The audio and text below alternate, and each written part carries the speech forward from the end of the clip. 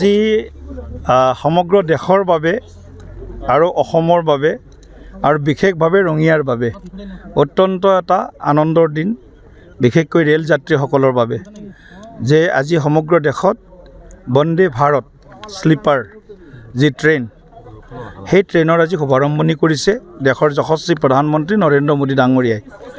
আৰু ইতিমধ্যে কামাখ্যা ষ্টেচনৰ পৰা মুখ্যমন্ত্ৰী ডক্টৰ হিমন্ত বিশ্ব শৰ্মা ডাঙৰীয়াই নামনি মোৱা কামাখ্যা ষ্টেচনৰ পৰা আমাৰ হাওৰালৈকে বন্দে ভাৰত এক্সপ্ৰেছ স্লিপাৰ ট্ৰেইনৰ শুভাৰম্ভণি কৰিছে। আৰু কিছু সময় পিছতেই আমি ৰঙিয়াত আনুষ্ঠানিকভাৱে বন্দে ভাৰত স্লিপাৰ ট্ৰেইনৰ ইয়াত ফ্লেগ অফ কৰিম। আৰু ইয়াৰ লগতে কাইলৈ অমৃত ভাৰত ৰেল আকৌ কাইলৈ আমি দুখন আৰম্ভ কৰিম। এখন গুৱাহাটীৰ পৰা ৰোহতকলৈকে, আনখন ডিব্ৰুগড়ৰ পৰা গুমটি ষ্টেচনলৈকে, গুমটি নগৰলৈকে, অৰ্থাৎ উত্তৰ প্ৰদেশলৈকে, এখন হাৰিয়ানালৈকে, এখন দিল্লী হৈ, এখন লক্ষ্ণৌ হৈ, অযোধ্যা হৈ।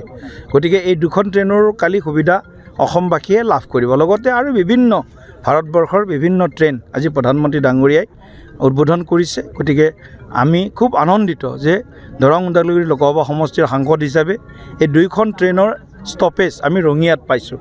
গতিকে আমাৰ উত্তৰ অসমৰ বা কামৰূপেই হওক, নলবাৰীয়ে হওক, তামোলপুৰেই হওক, ওদালগুৰিয়ে হওক, বৰপেটাই হওক, ওচৰ পাজৰৰ জিলাবিলাকৰ সকলোৱে ৰঙিয়াৰ পৰা বন্দে ভাৰত ট্ৰেইনত আৰু অমৃত ভাৰত ট্ৰেইনত উঠিব পাৰিব। ইতিমধ্যে ৰাজধানী, তিনিখন ৰাজধানী ৰখাৰ ব্যৱস্থা আছে।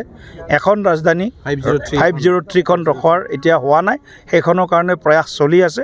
নিশ্চিতভাৱে আমি অনাগত দিনত তাৰ সুবিধা লাভ কৰিব। সেইখিনিও হ'ব, এইখিনিও হ'ব চব ৰঙিয়াত। অকলতো আৰু সকলো কথা ৰঙিয়াত নহয়, কাৰণ অকল ৰঙিয়াই নহয় মোৰ সমষ্টি একেবাৰে বাঢ়িব। অমৃত ভাৰত ষ্টেচনৰ অণ্ডাৰত এইটো নিৰ্মাণ কাৰ্য চলি আছে, বাঢ়িব।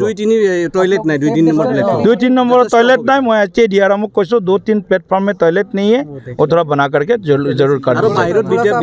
और इसमें ड्रेनेज सिस्टम का भी प्रोजेक्ट भेजा है। ड्रेनेज सिस्टम, स्पोर्ट्स कॉम्प्लेक्स का भी ड्रेनेज सिस्टम के करीब 12 करोड़ का प्रोजेक्ट भेजा है, और स्पोर्ट्स कॉम्प्लेक्स का भी 11 करोड़ का प्रोजेक्ट भेजा है। तो उसका भी अभी विचाराधीन है।